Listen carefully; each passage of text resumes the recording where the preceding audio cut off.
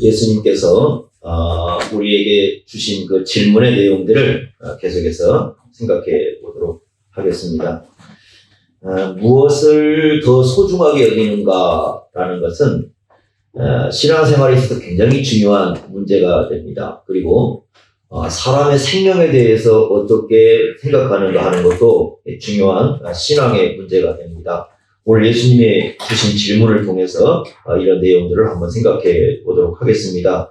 여러분 구절을 보시면 거기에서 떠나 그들의 회당에 들어가시니, 여기 그들은 그 12장 2절에 보면 바리새인들이 나오죠. 그 사람들을 얘기하니까 바리새인들의 회당 이렇게 볼 수 있습니다. 그러니까 바리새인들이 주로 이렇게 중심을 이루고 있는 그런 회당에 예수님께서 들어가셨습니다. 아마 갈릴리라는 지역 회당일 겁니다. 그런데 그 회당에 10절 보시면 어떤 사람이냐면 한쪽 손 마른 사람, 이 손이 이렇게 원래 뜻은 오그라든다는 겁니다. 이렇게 한쪽 손이 이렇게 오그라드는 그런 병이 걸린 사람입니다. 누가복음 6장 6절에는 오른손이 오그라들고 있다, 그렇게 얘기를 합니다. 태어나면서부터 그런 건지 아니면 질병이나 사고가 있어서 그런 것인지 알 수는 없어요. 그런데 이제 그걸 통해서 어떤 사람들이 있느냐면 10절 말씀 보시면 예수님을 고발하려고 하는 사람들이 있었습니다. 아주 악한 의도죠. 악한 의도를 가지고 예수님을 고발하려고 하는 사람들이 있었는데 뭐라고 묻습니까? 10절에 보시면 안식일에 병 고치는 게 옳습니까? 이렇게 예수님께 질문을 합니다. 유대인들은 안식일에 병 고치는 것에 대해서 이런 생각을 갖고 있었습니다. 만약에 당장 지금 생명이 위급하다고 말이죠.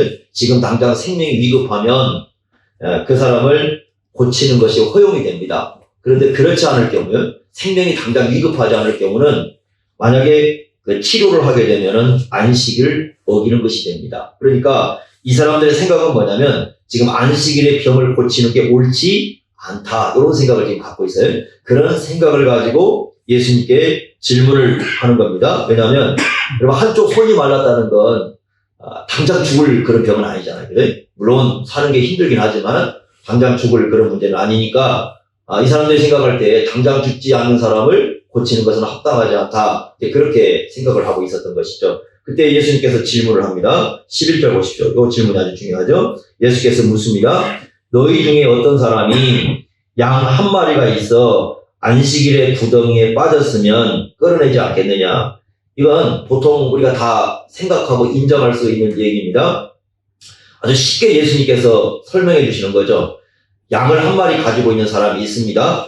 여러분들이 11절에 양 한 마리가 있어, 이 말씀을 좀 더 정확하게 얘기하면 이렇습니다. 여러 양들이 있는데 그 중에 한 마리라는 뜻이 아니고 양을 단 한 마리만 갖고 있는 사람이에요. 그러니까 여러 양들이 있는데 그 중에 한 양이 구덩이에 빠졌다는 얘기가 아니라 단 한 마리밖에 가지고 있지 않아요. 양을 지금 그 단 한 마리밖에 가지고 있지 않는 사람이 있는데 그날에 양이 구덩이에 빠졌습니다. 구덩이에서 나올 수 없습니다. 스스로 지금 양이. 그러면 이런 양을 봤을 때 그날이 안식일입니다. 안식일인데 그 양이 빠졌어요. 그럼 어떻게 하겠는가? 그대로 그냥 구덩이에 빠진 채로 두겠는가? 아니면 그 구덩이를 끄집어내겠습니까?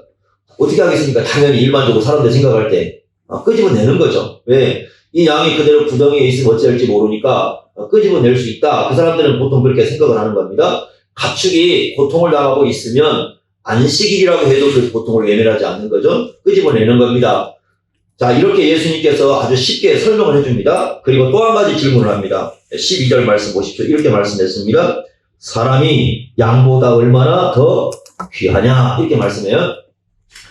자, 예수님의 말씀은 양이 귀하지 않다는 뜻이 아닙니다. 양 한 마리가 굉장히 귀하겠죠. 마태복음 6장 30절에 예수님께서 이렇게 말씀하셨어요.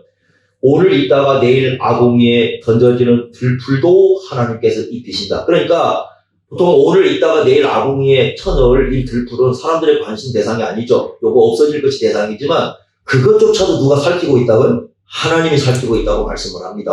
그것조차도. 그러니까 여러분들이 불을 뗄 때 그 생각을 좀 하시면 됩니다. 뭐 지금 이제 아마 불을 떼고 있는 분은 우리 김장관님 한 분밖에 안 계실 것 같은데, 그 오늘 있다가 내일 들어가는 장작도 누가 관심을 기울이고 계세요? 하나님이 관심을 기울이고 계시다, 이렇게 말씀을 합니다. 시편 147편 9절에 이렇게 말씀했습니다. 들짐승과 우는 까마귀 새끼를 하나님께서 먹을 것을 주시겠다. 우리 들짐승 잘 모르지만 또 저 까마귀 새끼 잘 모르지만 그것조차도 누가 돌보고 계십니까? 하나님이 돌보고 계시다. 그러니까 양도 사실은 하나님께서 돌보시는 귀중한 피조물이죠. 이 세상에 있는 어떤 동물도 하나님의 돌보시는 손길에서 벗어날 수 있는 건 없습니다.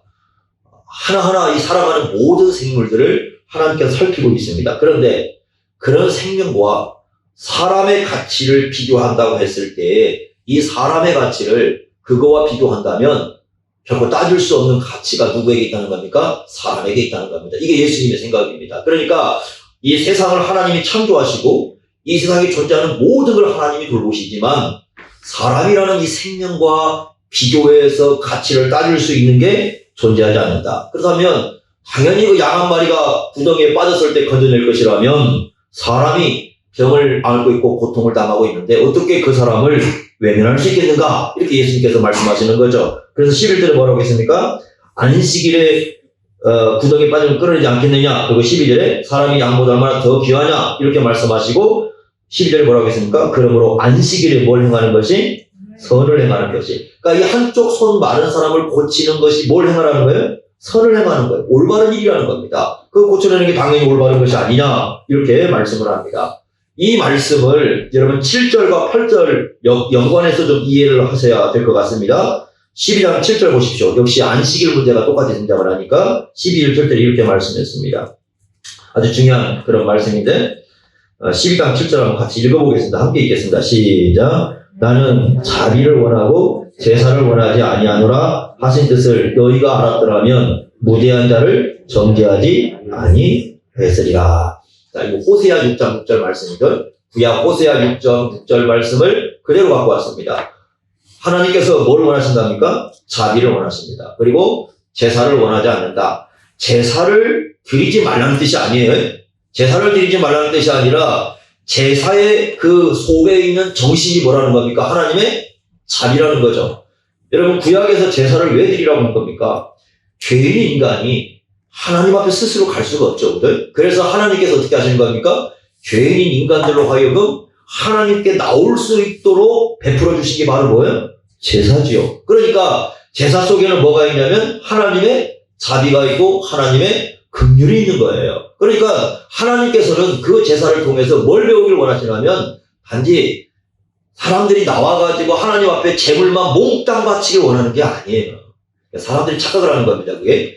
구약을 볼 때 그런 거 조심하셔야 됩니다. 하나님께서는 돈이 없어서 물질이 없어서 동물이 없어서 그거 몽땅 잡아다가 하나님께 바쳐라 그 얘기를 하려고 하는 게 아니라 그 제사를 통해서 뭘 깨달는 겁니까? 하나님의 자비를 깨닫고 하나님의 긍휼을 깨닫고 그렇게 살라는 거죠. 그래서 그 하나님의 자비와 하나님의 긍휼하심을 깨닫고 이 죄인인 인간을 받아주시는 그 하나님의 긍휼하심을 깨닫고 우리가 그 하나님의 사랑과 하나님의 자비와 하나님의 긍휼의 마음을 우리의 가슴속에 품고 다른 사람을 대하고 이 땅의 만물들을 대하고 하나님께서 그렇게 살기를 원하셨던 거예요. 그런데 사람들은 오해를 하는 겁니다. 어떻게 오해를 하느냐? 하나님께서는 몽땅 재물을 바쳐다가 좋은 거 잡아다가 무조건 바치면 좋아할 것이다. 이렇게만 생각했던 거죠. 그래서 하나님께서 말씀하는 겁니다. 하나님께서는 제사를 원하는 게 아니라 뭘 원하는 것이다?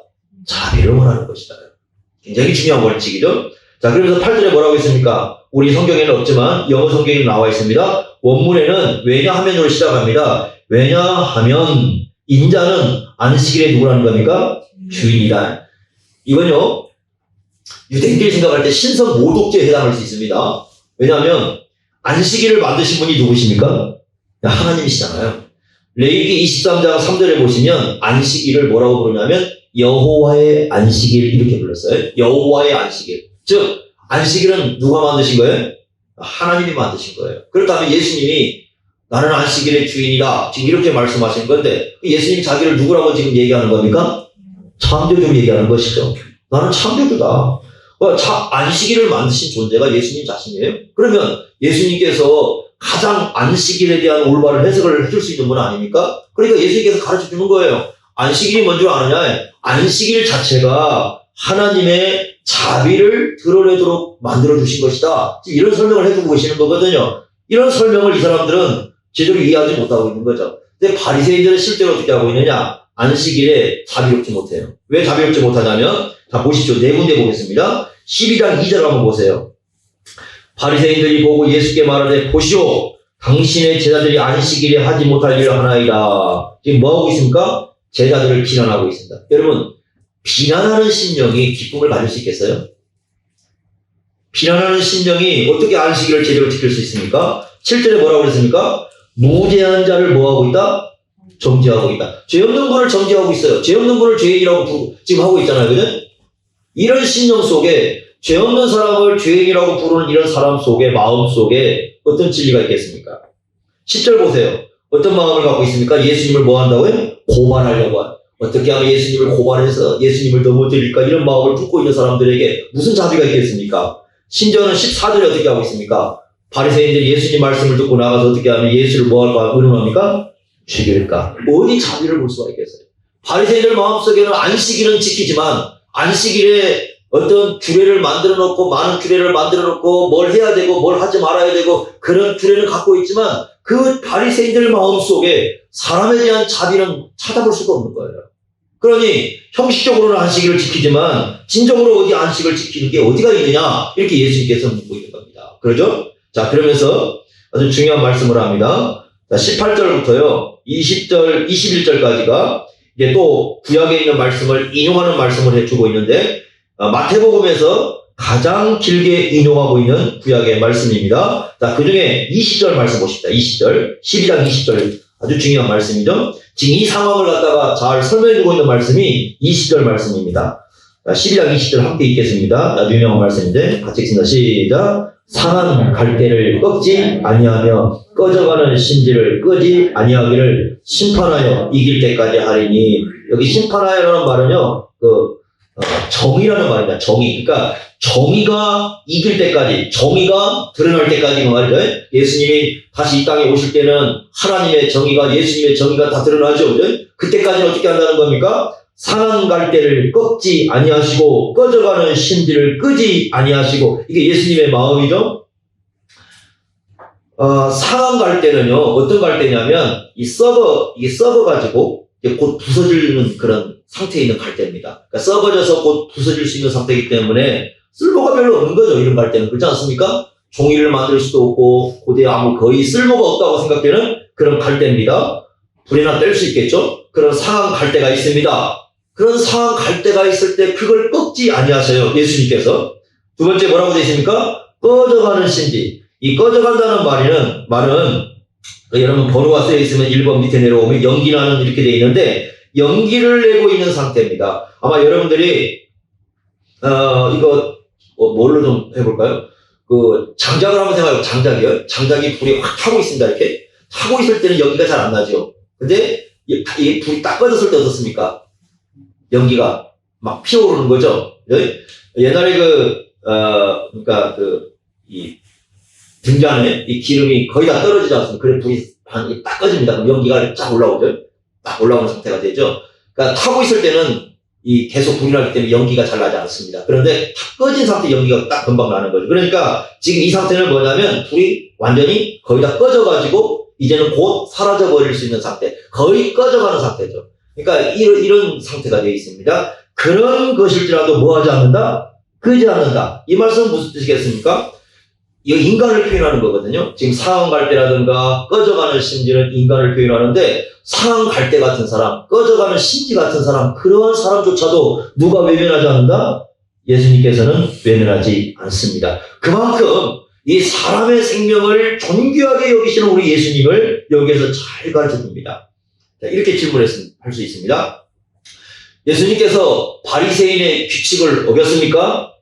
맞습니다. 어겼습니다. 왜냐하면 바리새인들은 이 하나님의 말씀을 제대로 이해하지 못했기 때문에 안식일 규례를 가지고 예수님을 향해서 비난하고 예수님을 정죄했는데 그 예수님을 정죄한 그 바리새인의 규칙에 따르면 예수님은 어겼습니다. 자, 이런 질문을 해봅시다. 그런데 예수님은 율법을 어겼습니까? 하나님이 주신 율법을 어겼습니까? 라고 질문해보면 그렇지 않습니다. 오히려 예수님은 어떻게 했습니까? 하나님이 주신 그 율법의 정신, 그 자비와 그 긍휼의 정신을 잘 드러내신 분이시죠. 그러니까 바리새인 규칙에 어겼냐고 물어보면 어겼습니다.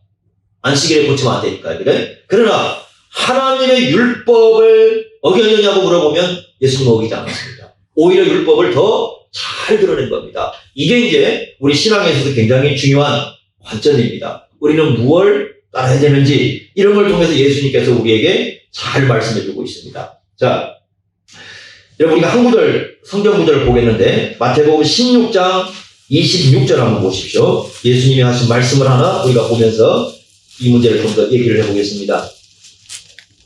자, 이렇게 말씀합니다. 16장 26절 잘하는 말씀이죠. 교회에서 자주 쓰는 말씀입니다. 사람이 만일 온 천하를 얻고도 제 목숨을 잃으면 무엇이 유익하리요? 사람이 무엇을 주고 제 목숨과 바꾸겠느냐? 이렇게 말씀해요. 그래서 이 말씀을 가지고 천하보다 귀한 게 사람의 목숨이다. 이렇게 말씀을 합니다. 세상의 무엇과도 바꿀 수 없는 게 사람의 목숨인 거 맞습니다. 그렇지 않습니까? 여기 말씀하고 있는 온 천하는 1세기로 돌아가면 로마 제국을 얘기하는 겁니다. 그러니까 로마 제국인데 그 당시 세간으로 로마 제국인데 이 로마 제국을 얻고도 만약에 목숨을 잃어버린다면 무슨 유익이 있겠는가? 여러분 로마 제국을 다 가진다고 한들 오늘 밤에 내 목숨을 거두고 가시면 로마 제국이 우리에게 무슨 소용이 있겠습니까? 아무 의미가 없겠죠. 이 말씀을 통해서 사람의 생명이 얼마나 존귀한가를 가르쳐줍니다. 어떤 분이 제게 이런 얘기를 해요. 아주 자신의 신앙 고백인데 이렇게 얘기합니다. 이 세상을 제가 다 가진다고 한들 천하를 저에게 준다고 한들 제가 지옥에 간다면 그게 무슨 의미가 있습니까? 라고 이렇게 말씀하셔요. 그래서 야 대단하다. 그분이 이제 신앙 고백적인 얘기입니다. 천하를 다 준다고 한들 온 세상을 다 가진다고 한들 내가 지옥 간다고 한다면 그게 무슨 의미가 있겠는가? 여기에 역설이 있습니다. 어떤 역설이냐면 이런 겁니다. 천하보다 귀중한 것이 사람의 목숨이고 사람의 생명이라고 말씀합니다. 그런데요, 이렇게 있습니다. 예수님께서 천하보다 귀한, 어쩌면 천하의 가치로 따질 수 없는 자신의 목숨을 우리에게 주신 겁니다. 우리는 이걸 가지고 사람만 생각하지만 실질적으로 우리가 역설이 있습니다. 예수님께서는 천하보다 귀중한 목숨을, 온 천하를 주고도 바꿀 수 없는 그 소중한 목숨을 우리를 위해서 주셨어요. 왜 그렇습니까? 우리를 사랑하시기 때문에. 자, 여기에 사람의 생명의 가치가 얼마나 큰가를 말씀해 주십니다. 예수님께서 이 세상을 창조하신 예수님께서 자신의 목숨을 주신 만큼 가치 있게 여겨주신 것이 바로 우리의 이 생명이라는 겁니다. 예수님께서 자신의 목숨을 값으로 주시고 산 생명이 되었다는 것은 그 가치는 이 세상의 그 무엇으로도 비교해서 따질 수 없다는 그런 의미를 가지고 있습니다. 우리 예수 믿는 사람의 생명의 가치는 세상의 그 무엇으로도 비교해서 따질 수 없습니다. 왜냐하면 이 세상을 창조하신 우리 예수님께서 우리를 위해서 목숨을 주셨기 때문입니다. 예수님의 목숨의 가치는 이 세상의 무엇으로도 계산할 수 없습니다. 마찬가지로 예수님께서 그 무엇과도 비교할 수 없는 생명을 주신, 그래서 값으로 산 우리의 생명은, 이 하나님의 자녀의 생명은 세상의 그 어떤 가치로도 따질 수 없을 만큼 귀중한 겁니다. 그래서 예수님께서 이렇게 말씀하신 겁니다. 주님께서 그 어떤 가치로도 따질 수 없는 목숨을 주셔서 우리를 값으로 샀기 때문에 그 목숨을 헛되이 사용하지 말라는 겁니다.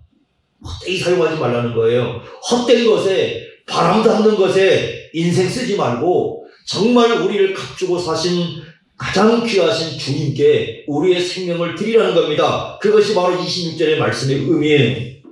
주님께서 십자가로 값주고 사신 그 귀한 생명을 세상에 헛된 데 사용하지 말고 정말 값지게 사용해야 되는데, 그러려면 어떻게 해야 된다고요? 주님께 드리라는 겁니다. 여러분, 명화, 아주 유명한 그림이 있다고 생각해 보세요. 유명한 이 화가가 그린 명화가 있으면 그거 가지고 와서 집에서 화장지로 사용하지 않을 겁니다. 그러죠?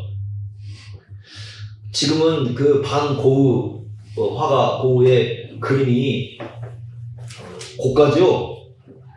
저와 여러분은 감히 살 수 없는 그런 겁니다. 평생을 벌어도 사기 힘든 그 작품 하나가 그러한 고가입니다. 그런데 방고우는 생전에는 자신의 그림을 인정을 받지 못했어요. 그래서 고우가 그림을 그린 사람인데 어떤 사람이 있었냐면 그 그림을 가지고 어떤 사람은 이렇게 집에 이렇게 울타리 있잖아요. 울타리 이렇게 치는 거기다 이렇게 이제 막는 그걸로 사용하기도 하고 어떤 사람은 사격 표지판으로 쓰고 뭐 그렇게 했어요. 그거 잘 간직했으면 후손들 얼마나 좋았을까요? 그런데 그 당시에는 인정을 받지 못했어요. 그래서 어떤 사람들은 그 그림의 가치를 인정하지 못해가지고 사격 표지판으로 쓰고 어떤 사람은 울타리 막는 그런 도구로 사용하고 여러분 고우의 그림이 그랬습니다. 그 가치를 인정하지 그 가치를 모르는 거죠. 안 그렇습니까? 명화를 가지고 화장지로 사용하지 않습니다. 만약에 그 그림에 우리가 살 수 없는 그러한 가치가 있다는 걸 인정하면 그 그림을 그렇게 두겠습니까? 집안에 좋은데 가장 이 집안에 두고 이거 후손들에게 간직하라고 그렇게 얘기했겠죠. 그렇지 않습니까? 그런데 이상한 게 뭐냐면 하나님께서 예수님께서 이처럼 귀중하게 우리를 위해서 이 생명의 가치를 부여했는데 우리 스스로가 사람들 스스로가 자신의 생명에 대해서 가치를 떨어뜨리고 있다는 겁니다. 이 생명의 가치를 존귀하게 사용하는 게 아니라 헛된 데 사용하고 쓸모없는 데 사용하고 바람 잡는 것에 인생을 사용해서 결국 인생을 마치는 때에 인생을 후회하게 만들어버리는 그런 삶을 세상에 살고 있는 거예요. 예수님께서 그렇게 하지 말라는 겁니다. 여기서 우리에게 요구되는 게 뭘까요? 이런 겁니다. 주님께서 그렇게 존귀하게 여기는 그 가치 있는 생명을 주님과 같은 마음을 좀 가지고 바라보라는 겁니다. 그렇게 같이. 마태복음 18장은 예수님께서 가르쳐 주시는 교회론이라고 얘기합니다. 주님께서 어떤 공동체가 되기를 원했는지 마태복음 18장에 얘기해 줍니다. 그런데 마태복음 18장 10절에 이렇게 말씀합니다. 삼가 이 작은 자 중에 하나도 없이 여기지 말아라. 이렇게 말씀합니다. 이 작은 자 중에 하나라도 잃어버리는 것은 하늘에 계신 너희 아버지의 뜻이 아니라. 그래서 예수님께서 어떤 공동체를 원했느냐? 비록 작은 사람 같지만 세상 사람들이 볼 때 작은 사람 같이 보이지만 때로는 교인들이 볼 때도 작은 사람 같이 보이지만 그 한 사람을 소중히 여기는 그런 공동체. 사랑 갈대 같은 사람, 꺼져가는 심지 같은 사람, 그런 사람이라도 소중히 여기는 공동체. 사랑 갈대같이 보이는 사람이 있을 때 그 사람을 꺾지 아니하고 꺼져가는 심지 같은 사람이 있을 때 그 사람을 끄지 않는 그런 공동체. 그런 공동체를 우리 주님께서 원하신 거예요. 그래서 우리는 다시 한번 질문을 던져야 됩니다. 오늘 예수님께서 말씀하신 대로 사람의 양보다 얼마나 더 귀하냐, 이 질문 앞에 우리는 서봐야 됩니다. 과연 교회는, 우리 시대의 교회는 정말 이 양보다 사람을 귀하게 여기고 있습니까? 세상에 천하가 있지만 이 천하에 있는 모든 것들보다도 이 사람의 생명을 정말 존귀하게 여기고 있습니까? 우리 한번 깊이 돌이켜 볼 필요가 있습니다. 우리 시대의 교회를 돌아보십시오. 건물을 사람보다 더 귀하게 여기는 그런 모습들이 곳곳에 드러나지 않습니까? 건물을 짓기 위해서 얼마나 많은 사람을 희생시키며 얼마나 많은 사람에게 여러분 고통을 안겨줍니까? 과거 우리나라에 그런 미담이 있어요. 전라도에 어떤 분이 시골에서 교회당 짓기 위해서 지을 돈이 없다고 하니까 자기 몸을 팔아서 몸에 눈을 빼서 뭘 빼서 교회당 짓겠다고 그걸 미담으로 전합니다. 그래서 오늘날 그걸 가지고 교회당을 건축할 때에 여러분들의 가진 거 다 팔아서라도 교회당을 먼저 지어야 되지 않겠습니까? 여러분의 집은 좋은 집 살면서 왜 교회당은 그렇게 허술하게 합니까? 뭐 이렇게 하면서 미담으로 얘기합니다. 틀렸습니다. 세상에서 가장 좋은 빌딩이 있어도요, 사람 생명 가치만큼 못하는 겁니다. 교회당이 가장 세상에서, 우리나라에 그런 사람들 많습니다. 꿈을 가진 사람. 이 세상에서 제일 큰 교회당, 우리나라에서 제일 큰 교회당 얘기합니다. 그 교회당이요, 이 사람 생명 같이 한 사람만큼 못하는 겁니다. 그런 건물 수천 개가 있어도 주님께서 피로 값주고 사신 생명을 비교할 수가 없는 겁니다. 어떻게 사람을 희생시켜서 건물을 짓는답니까? 건물을 희생시켜서 사람을 세워야죠. 우리의 관점을 올바로 가져야 됩니다. 통계적인 숫자가 사람보다 귀하지 않습니다. 제가 처음에 그 큰 교회를 맡았을 때, 그때 제가 가장 회개한 것이 처음에 뭔 줄 아십니까? 그 목회를 하고 난 다음에 한 3년쯤 지났을 때 깊이 깨달은 게 있었습니다. 그래서 제가 더 이상 대형 교회를 하지 않겠다고 마음먹은 게 하나가 있습니다. 그게 뭐냐면요, 그 사람이 많으니까요, 한 교회당 한 20-30명 빠져도요 별로 대수롭지가 않아요. 그러니까 사람의 생명이 한 사람 한 사람 보이는 게 아니라 사람이 대중으로 보여요. 대중으로 보이기 때문에 20-30명이 빠져도 아무렇지도 않아요. 그때 제가 생각했습니다. 목회 아니다 이거. 빨리 버려야 되겠다. 목회하려면 빨리 버려야겠다. 그냥 여러분 저 위기 목사이기 때문에 편안하게 있을 수 있는 곳이에요. 평생 있겠다면 있는 곳입니다. 누가 뭐라고 해도 그냥 있으면 있는 거예요. 그런데 더 이상 있을 수 없는 것은 목회 양심이 안 됩니다. 사람이 대중으로 보이는 순간 목회는 끝납니다. 통계적 수가 사람의 한 사람의 생명보다 귀할 수 없는 겁니다. 여러분, 돈이 사람보다 귀합니까? 지금 이 세상은 돈이 사람보다 귀합니다. 양이 사람보다 귀합니다. 그래서 사람을 돈의 가치로 따지고 사람을 생각할 때 돈으로 따집니다. 그러나 이 세상 화폐를 다 모은다고 해서 여러분 사람보다 귀하게 여길 수 있겠습니까? 고급 승용차가 사람보다 귀합니까? 교회당, 예배당, 여러분 어떤 그 예식 순서가 사람보다 귀할 수 있겠습니까? 제가 저번에 어떤 기독교 행사를 갔다 왔는데 순서가 하도 많아서 세어봤습니다. 몇 개가 될지 32개더라고요. 순서가 32개. 32명이 순서를 맡았는데, 근데 전부 다 그 32개를 예수님을 위한다고 하는데 제가 이렇게 생각했습니다. 야, 예수님께서 피곤하실 것 같다. 그거 32개 순서 받으시려면 누구를 위한 예식설까요? 화려한 것을 기뻐한다고 생각하는 것 같아요. 주님께서 화려한 것을 32개의 화려한 예식이 주님을 절대 기쁘시게 할 수 없습니다. 예수님을 위한다고 하면서 그렇게 하지만 주님께서 여러분 그거 보시면서 뭐라고 하시겠습니까? 결코 주님께서 기뻐할 리가 없을 것 같아요. 교회를 갑니다. 어떤 분이 어느 교회를 갔더니 헌금이 16개랍니다. 16개. 주일날 내야 할 헌금이 16개. 10개 이상의 헌금 봉투를 만들어 놓고 그것이 주님께서 기뻐하시는 거라고 열심히 헌금하시라고 하시면 여러분 그 주님의 이름을 파는 거지 주님께서 기뻐하시겠습니까? 교회가 하나님의 이름을 가지고 예수님의 이름을 가지고 사기치면 안 됩니다. 사람보다 귀한 존재 없습니다. 주님께서 뭐라고 하시겠습니까? 요한계시록 3장 20절 말씀에 한 것처럼 내가 문 밖에 서서 드리 그 말씀 뭡니까? 너희들의 잔치 아니냐고 묻지 않겠어요? 너희들의 잔치지 그게 예수님이 어디 있느냐? 예수님의 마음이 어디 있고 예수님의 생각이 어디 있냐고 주님께서 묻지 않겠습니까? 이번 주에 한 주간 제가 그 전사님하고 이제 갔다 오면서 어느 바닷가에 있는 절에 갔었어요. 그곳에 가면서 계속 제가 얘기를 했습니다. 야, 그걸 보면서 이 절 곳곳이 다 사람을 소원을 빌 수 있게 만들어 놨어요. 여기저기 다 이렇게 빌게 만들어 놨습니다. 그런데 반드시 돈을 내야 돼요. 왜 신은 돈을 내야 소원을 들어줄까요? 그게 신의 자비일까요?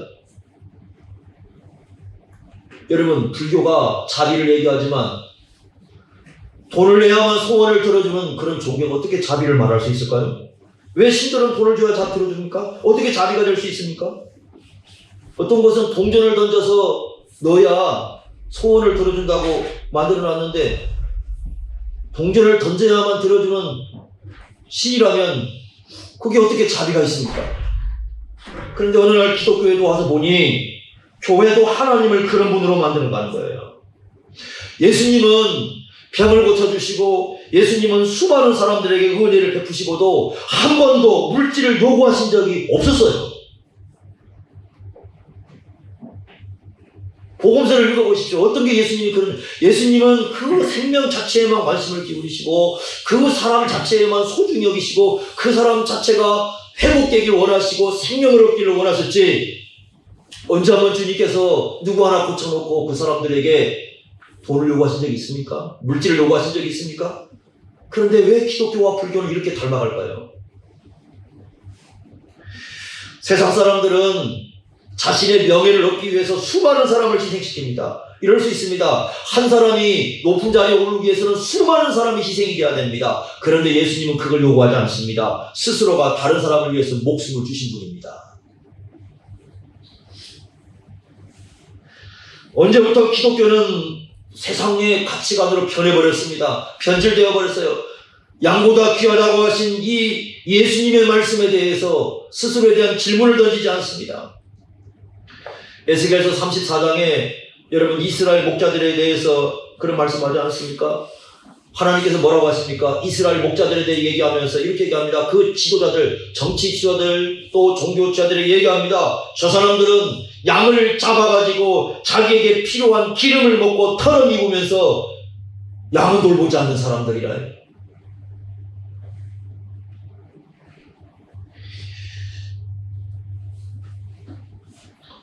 양을 키우면 얻는 게 있어요. 털옷을 입을 수 있고 양을 잡아서 먹을 수 있고 기름을 얻을 수 있어요. 그것만 관심을 기울인 겁니다. 정말 그 양의 생명, 그건 관심이 없는 거예요. 그래서 말씀하시는 겁니다. 하나님께서 내가 저런 사람들이 아니라 진짜 목자를 보내겠다. 어떤 양을 통해서 얻는 털에 관심을 가지시지 않는 분, 양의 기름을 먹는 데 관심이 없는 분, 양을 잡아먹는 데 관심이 없는 분, 오히려 잃어버린 양은 찾아가고 상한 양은 싸매주고 쫓겨다니는 양은 돌봐주시는 그런 목자, 그분을 보내겠다고 말씀하십니다. 그분이 누굽니까? 예수 그리스도시죠. 예수님은요, 양을 통해서 뭘 얻는가에 아무 관심이 없으셨어요. 그냥 양 자체에 관심이 있으셨어요. 그런데 그게 사도 바울의 마음이에요. 여러분, 사도 바울이 이런 얘기를 합니다. 고린도후서 12장 4절에 이렇게 얘기합니다. 내가 구하는 것은 너희의 재물이 아니고 너희다. 너희가 관심이지 너희의 재물에 대해서 아무 관심이 없다고 얘기합니다. 데살로니가전서 2장 19절 20절에 이렇게 얘기합니다. 우리의 소망이나 기쁨이나 자랑의 면류관이 무엇이냐? 그가 강림하실 때 우리 주 예수 앞에 너희가 아니냐? 너희가 영광이지. 너희가 영광이 아니냐? 너희가 기쁨이 아니냐? 너희가. 고린도전서 9장 1절에 이렇게 말씀합니다. 주 안에서 행한 나의 일이 너희가 아니냐? 너희가 아니냐? 여러분, 교회가 오늘날 회복되어야 할 거라면 바로 이런 부분입니다. 코로나가 오고 지금 이 교회에 많은 축제들이 드러나는 것 중에 하나가 뭐냐? 거기에 사람의 종기성이 어디에 있었느냐 하는 겁니다. 수많은 것들을 이용해서 자신들의 배를 채우는 일을 했지, 거기에 사람 자체를 놓고 존귀하게 여겨주는 그 예수님의 사랑과 하나님의 긍휼을 드러내는 그런 일이 어디에 있었냐 하는 거예요. 이것이 오늘날 우리가 교회를 통해서 또 예수님의 질문을 통해서 깊이 생각해 봐야 할 중요한 문제입니다.